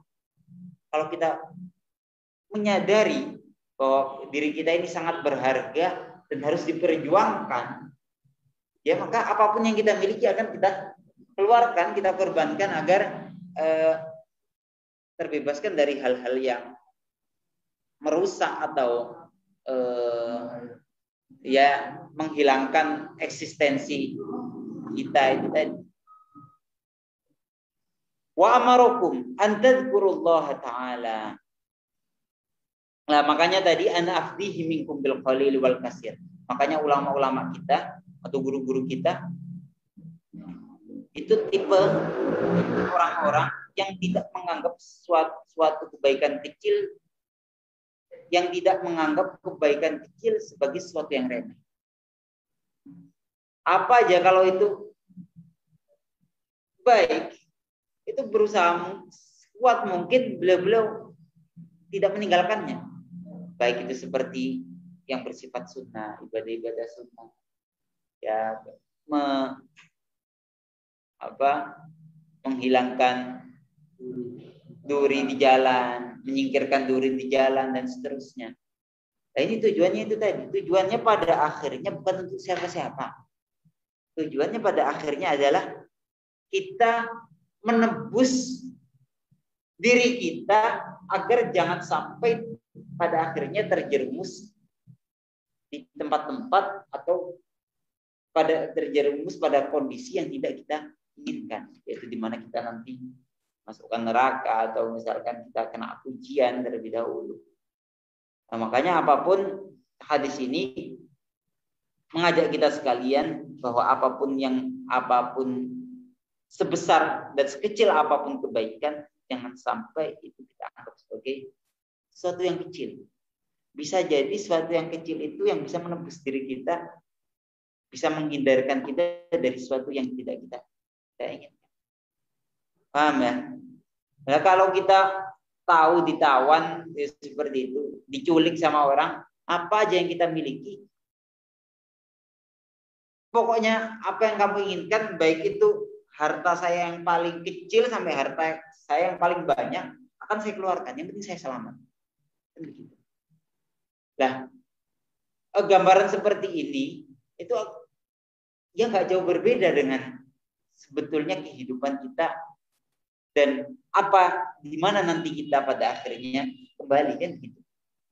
Pada akhirnya yang kita cari ya tidak lain adalah keselamatan, husnul khotimah. Artinya hal-hal negatif baik itu sifatnya siksaan, dimasukkan neraka, kemudian bagi hamba yang banyak dosa dan seterusnya. Itu kan pada akhirnya kita punya keinginan, punya harapan agar kita tidak sampai tergolong, tidak masuk di dalam golongan orang-orang yang demikian. Nah, kalau orang yang demikian, orang-orang karakter orang yang demikian, itu sepantasnya dia apapun potensinya, apapun perkara yang berpotensi untuk menunjang di kepribadian dia untuk menjadi seorang yang baik dan pada akhirnya menjadi hamba Allah yang mardi, yang memperoleh ridha Allah Subhanahu wa taala, dia akan memperhatikan itu. Apapun ibadah, apapun aktivitas meskipun kecil, kalau itu baik akan dia lakukan. Tidak menganggap remeh atas hal-hal seperti itu.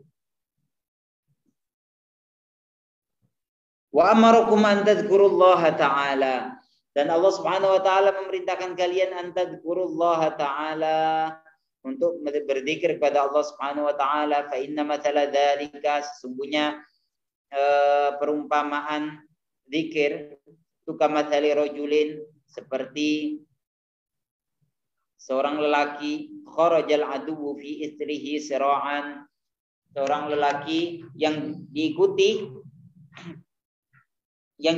oleh musuhnya, yang dikejar oleh musuhnya. Kharaja keluar al-aduwu, musuh, fi isrihi, di belakangnya, siraan, dengan cepat. Artinya ada dia seorang lelaki yang di belakangnya musuhnya mengejar dia. Nah, kalau dikejar musuh otomatis kabur. Hatta idza ata ala hisnin hasinin. Sehingga dia sampai pada suatu benteng, ya, suatu benteng yang mampu menjaga dia. Hisnin itu benteng, hasinin yang kokoh, yang mampu menjaga. Faharaza nafsahu minhum. Maka dia ahraza, menjaga dirinya dari mereka.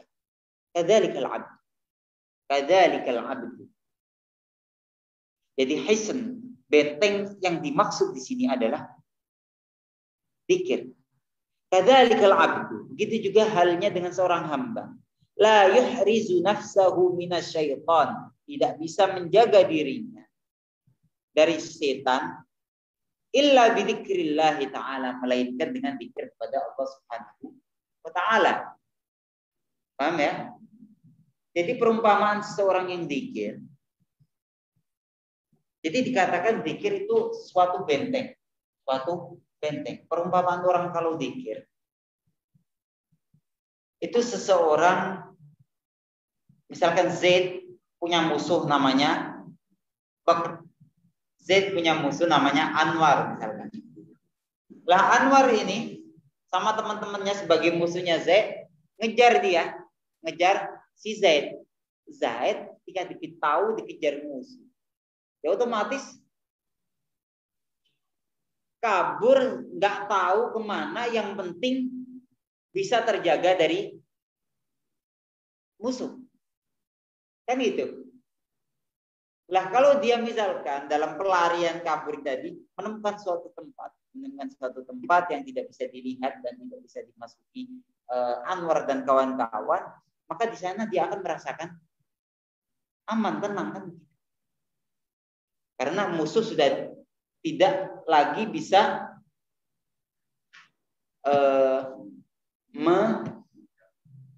menangkap dia, ya kan begitu, atau menyiksa dia. Dan begitu juga zikir kepada Allah itu sebagai benteng agar kita terhindar dari gangguan setan. Kadzalikal abdu la yuhrazu nafsuhu minasyaitan illa bidzikrillah. Lah kalau kita berhenti mengingat Allah, berarti membuka peluang setan untuk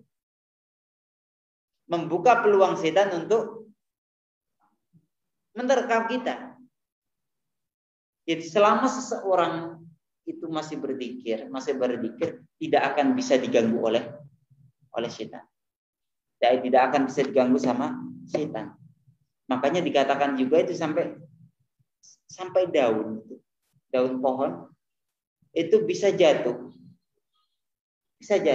Itu kenapa? Karena lalai dari zikir.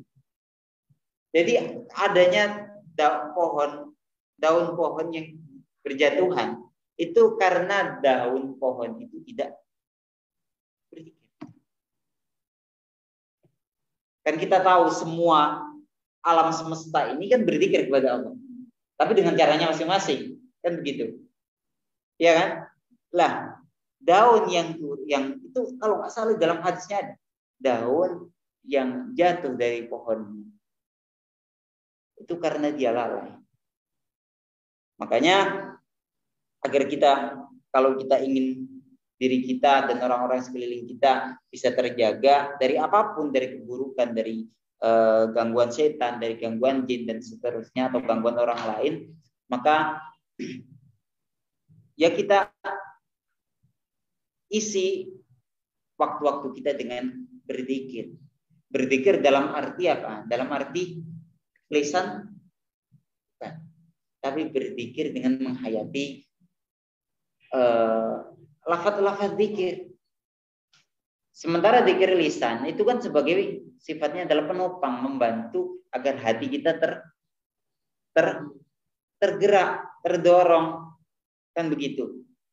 Mengingat, ya zikir juga termasuk merenungi keadaan kita, nikmat yang Allah berikan kepada kita, bersyukur, rasa syukur dengan apa yang Allah berikan kepada kita, itu juga zikir.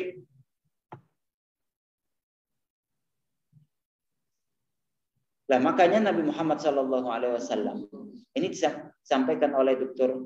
Taufik Al-Buti di saat pernah dulu kunjungan di Cianjur.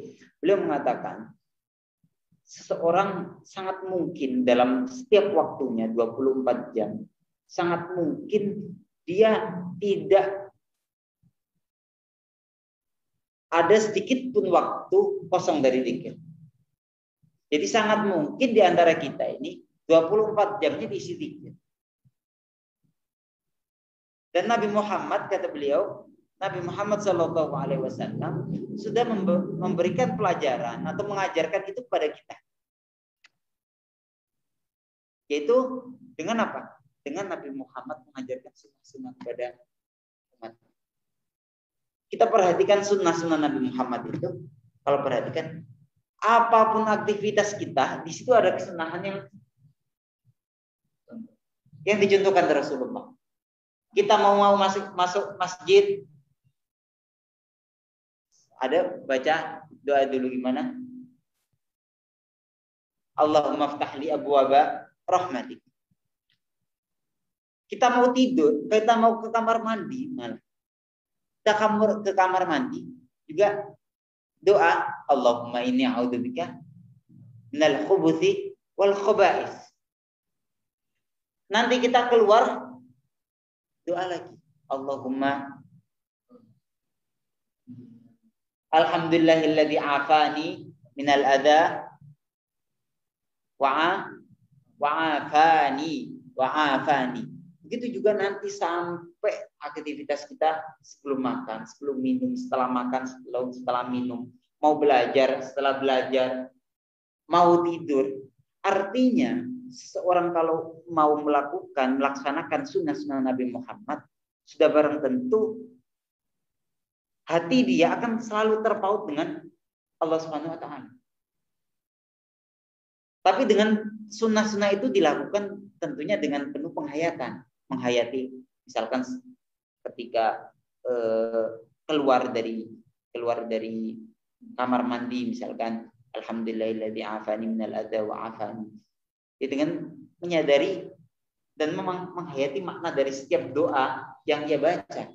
Kalau udah bisa begitu, kata beliau, sudah dipastikan 24 jam penuh non-stop itu diisi dengan zikir. Dan kita akan membuka celah jalan bagi setan untuk mengganggu dia. Dan kalau kita pikir-pikir ya memang begitu.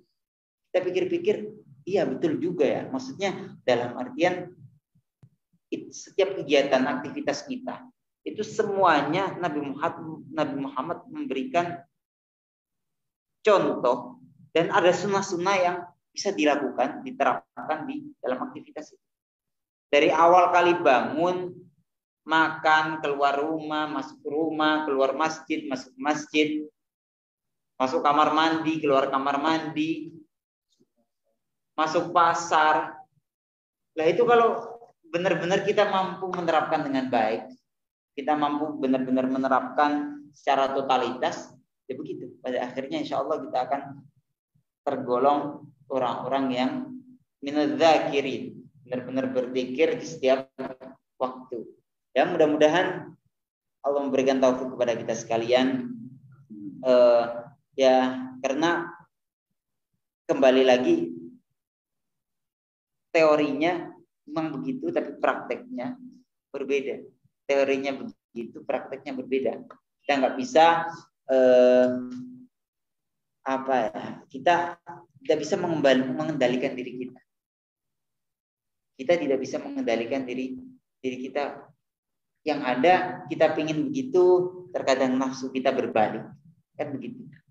Makanya ya nasallallahu al-taufiq, nasallallahu taufiq. Kita minta kepada Allah Subhanahu wa taala agar memberikan kita pertolongan dan taufiknya kepada kita sekalian. Fasyamu masyru'un lada syara'illahi ta'ala walakin takhtalif iddatuhu wa awqatuhu. Insyaallah kita sampai pada yaumul Jumat kita selesaikan pada ini. Fasyamu masyru'un lada syara'illahi ta'ala. Maka dari situ bisa disimpulkan bahwa puasa disyariatkan bagi syariat-syariat Allah, walakin takhtalifu iddatuhu wa awqatuhu. Akan tetapi secara bilangan dan waktunya berbeda. Jadi seluruh agama samawi, agama-agama yang memiliki kitab suci yang diturunkan oleh Allah Subhanahu wa taala, itu semuanya dibebankan kepada mereka puasa, ibadah puasa. Akan tetapi puasa yang mereka lakukan itu berbeda dengan puasa yang diwajibkan kepada kita sebagai umat Nabi Muhammad. Baik itu dari segi bilangan ataupun waktunya. Fa fi ba'di syara'i, dalam sebagian syariat, dalam sebagian agama, furidhu siyamud dahr, disyaratkan, diwajibkan puasa seumur hidup. Kama warada an syari'ati Nuh alaihi salatu wassalam. Ini merupakan syariatnya Nabi Nuh. Wa dzalika limunasabati ajsamihim al-qawiyah. Kata muallif Syekh Abdullah Sirajuddin, beliau menyebutkan kenapa Nabi Nuh, umat Nabi Nuh itu diwajibkan puasa seumur hidup. Karena memang umat Nabi Nuh itu secara fisik itu kuat. Limunasabati ajsamihim al-qawiyah. Karena sesuai dengan fisik mereka al-qawiyah yang kuat. Wa fi ba'di syara'i, dan di dalam agama lain furidhu siyamu khamsina yauman, diwajibkan puasa 50 hari wa hakadha. Penjelasan ini sebetulnya kita bisa menyimpulkan bahwa muallif Syekh Abdullah Sirajuddin itu memiliki pengetahuan yang sangat luas. Bagaimana beliau bisa tahu sebagian syariat ada yang diwajibkan puasa 50 tahun. Nah, ini kan menunjukkan bahwa beliau itu sangat luas bacaannya hingga sampai tahu demikian. Wa hakadha ikhtalafatil iddatu wal awqat hasba al-ikhtilaf fil isti'dadat wal qabiliyah. Jadi itu tadi perbedaan mengenai jumlah puasa. Wa hakadha ikhtalafatil iddah. Dan begitu juga bilangan dan waktu puasa yang Allah syariatkan itu berbeda. Ikhtalafat berbeda al-iddatu bilangan wal awqatu dan waktu. Hasbal ikhtilaf, sesuai dengan perbedaan fil isti'dad, di dalam kesanggupan, wal qabiliyati, dan kapasitas. Jadi Allah Subhanahu wa taala mensyariatkan puasa dengan jumlah bilangan dan waktu yang berbeda antara satu syariat dengan syariat yang lain, itu dengan memperhatikan kesiapan atau kesanggupan umat itu. Kalau umat Nabi Muhammad disuruh puasa 1 tahun, nggak tahu jadinya seperti apa. Fisiknya lemah-lemah, ya nggak? Apalagi orang Indonesia, bisa dikatakan kesini, apalagi kaum muda sekarang, kaum rebahan kan gitu. Lebih suka rebahan, soalnya semua, apalagi setelah ada corona selama 1 tahun ini, ya semuanya terbiasa hidup santai, gitu kan, nggak mau yang berat-berat kerjanya. Ya. Kalau seperti itu diwajibkan puasa 100 seumur hidup, ya mungkin nggak tahu jadinya apa, jadinya seperti apa ketika mereka punya pekerjaan keras pada akhirnya. Jadi Allah Subhanahu wa taala memperhatikan itu, memperhatikan kesanggupan dan memperhatikan kapasitas umat dari setiap rasul tadi. Makanya ada disebutkan kalau umatnya Nabi Nuh diwajibkan puasa dahr, somud dahr, karena memang fisik mereka kuat. Nah, karena kalau kita disuruh puasa 1 tahun, ya bisa-bisa wallahu alam seperti apa jadinya. Waqad faradallahu ta'ala ala hadhil ummatil Muhammadiyah. Allah Subhanahu wa taala mewajibkan pada umat Nabi Muhammad allati hiya afdalul umam, yang mana umat tersebut adalah sebaik-baiknya umat. Apa yang diwajibkan? Antasuma. Allah mewajibkan umat Nabi Muhammad untuk berpuasa, antasuma, untuk berpuasa afdhala syahrin fis sanah. Berpuasa dalam bulan yang paling utama dalam 1 tahun, ala wa huwa syahrul Ramadan, yaitu bulan Ramadan. Wa hadza akmalu tasyri'in lisyam, dan puasa 30 hari di dalam 1 tahun di dalam bulan Ramadan. Perhatikan, puasa 30 hari di dalam bulan Ramadan ini merupakan syariat yang paling sempurna terkait puasa. Wa afdalu takdirin, dan ukuran yang paling pas sesuai dengan kebutuhan manusia. Rawal Bazzar an Abi Sa'id radhiyallahu anhu marfu'an. Diriwayatkan oleh Bazzar dari sahabat Abi Sa'id radhiyallahu anhu marfu'an, sayyidus syuhuri syahrul Ramadan. Pemimpinnya bulan adalah bulan Ramadan, wa a'dhamuha hurmatan, dan yang paling agung kemuliaannya, yang paling besar kehormatannya adalah Dzulhijjah, di bulan Dzulhijjah. Wa rawat Tabarani, dan diriwayatkan oleh Imam At-Tabarani an Abdullah bin Mas'ud, dari sahabat Abdullah bin Mas'ud radhiyallahu anhu qala sayyidus syuhur syahrul Ramadan wa sayyidul ayyami yaumul jum'ah. Pemimpin sayyidnya para bulan, sayyidnya bulan-bulan adalah bulan Ramadan, wa sayyidul ayyami, dan pemimpin hari adalah hari Jum'ah. Jadi setiap sesuatu punya sayyid, setiap sesuatu punya pemimpin. Manusia kita sebagai umat Nabi Muhammad punya sayyid, punya pemimpin, punya sosok yang kita jadikan sebagai teladan, kan begitu, yaitu Nabi Muhammad, yaitu Sayyiduna Muhammad sallallahu alaihi wasallam. Bulan juga demikian. Bulan juga punya pemimpin. Yang namanya pemimpin itu a'la qadran. Yang namanya pemimpin itu secara posisi dia menduduki posisi tertinggi.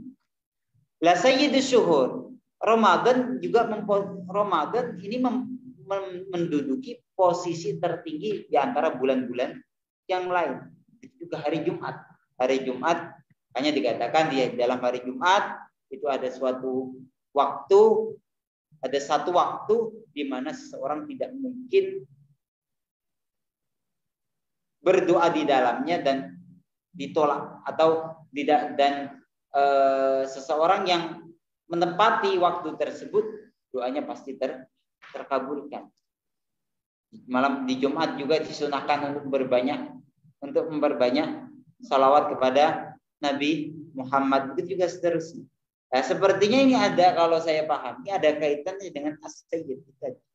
Jadi kaitannya Sayyidina Nabi Muhammad sebagai pemimpin, dan di hari Jumat disunahkan memperbanyak salawat. Kemudian di bulan Ramadan sebelum masuk kita bulan Sa'ban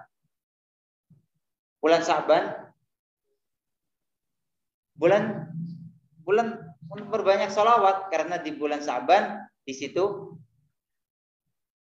diturunkan ayat Inna Allah wa malaikatahu yusholluna 'alan nabi ya ayyuhalladzina amanu shallu 'alaihi wa sallimu taslima.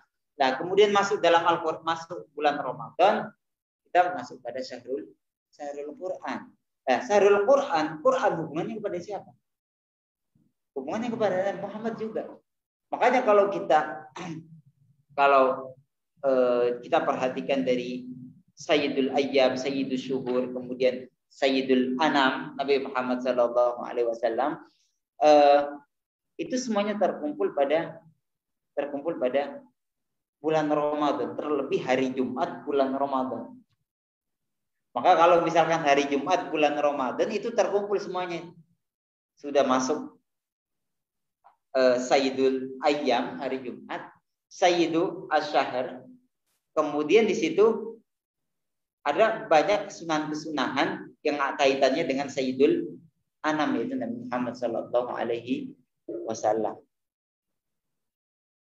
Lah, sebagai penutup ini sudah masuk jam 12 kurang 3 menit. Sebagai penutup, jadi pada intinya kesimpulan dari apa yang kita pelajari hari ini, bahwa puasa, ibadah puasa yang disyariatkan kepada kita sekalian sebagai umat Nabi Muhammad dan yang sedang kita laksanakan sekarang ini, yaitu puasa 30 hari, harus kita sadari bahwa semua itu manfaat dari puasa itu kembali bukan kepada siapa-siapa, akan tetapi semuanya diwajibkan, syariat ini diwajibkan kepada kita untuk kemaslahatan kita sebagai hamba Allah Subhanahu wa taala.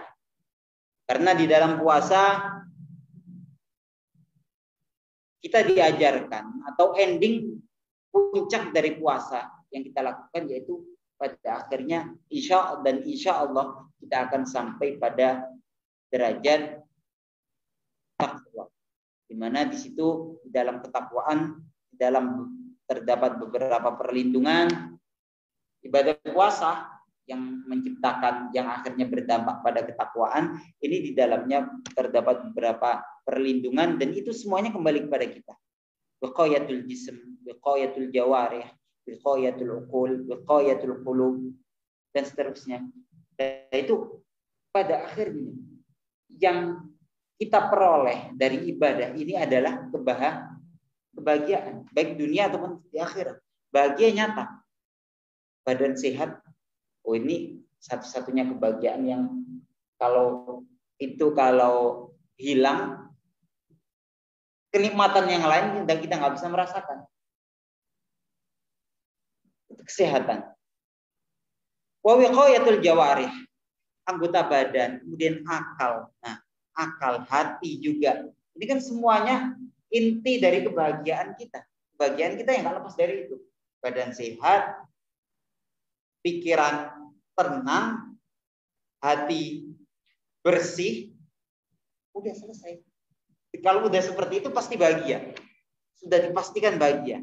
Hati bersih, nggak ada hikmat, nggak ada dengki, nggak ada yang lainnya. Pikiran juga, pikiran bersih, nggak kotor, nggak pikir yang aneh-aneh. Badan sehat, rezeki ada, makanan ada, udah selesai.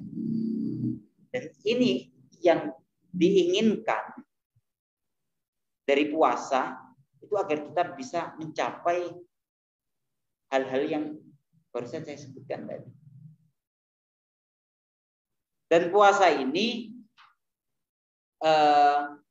tidak hanya disyariatkan kepada umat Nabi Muhammad Sallallahu Alaihi Wasallam, akan tetapi disyariatkan juga kepada umat-umat sebelum Nabi Muhammad, dengan melihat, dengan memperhatikan kesanggupan atau kesiapan umat tersebut.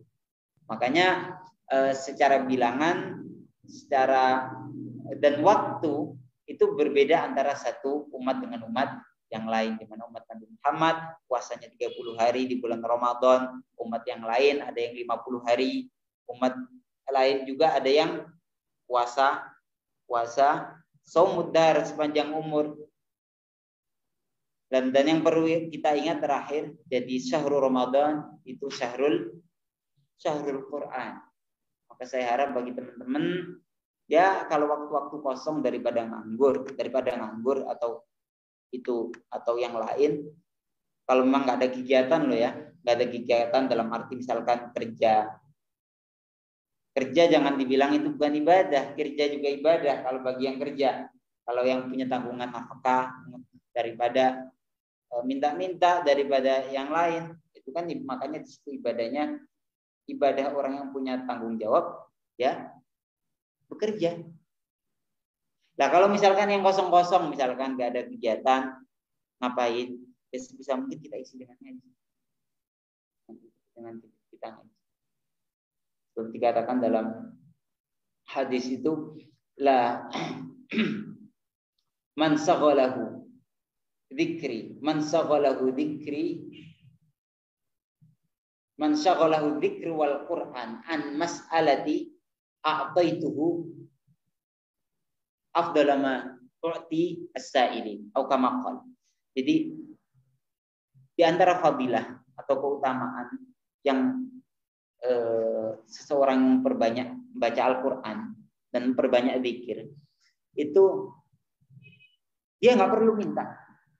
Dia nggak perlu minta sama Allah. Ya Allah, nggak perlu mohon saya pengen ini.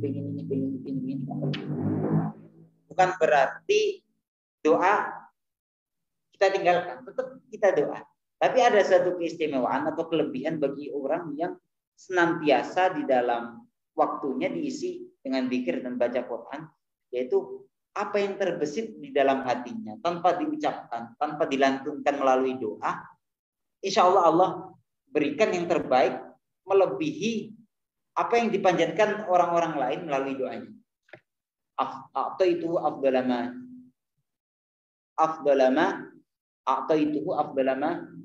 wa'ti gitu ya, wa'ti as-sa'ilin atau kama qala. Ya tujuannya itu tadi, tujuannya agar kita selama Ramadan ini apa hajat-hajat kita, keinginan-keinginan kita, baik itu untuk pribadi, untuk orang-orang sekeliling kita, semuanya terkabulkan. Yang kita inginkan kan itu. Hajat-hajat baik itu dunia atau akhirat, agar Allah memberikan ijabah. Nah, salah satu caranya, ini momen paling pas kita sekarang, yaitu mengisi waktu kosong kita dengan memperbanyak membaca Al-Quran. Sehingga pada akhirnya kita keluar dari Ramadan, ya insya Allah semua hajat-hajat kita, keinginan-keinginan kita sudah terkabulkan. Nah, ini harapan kita.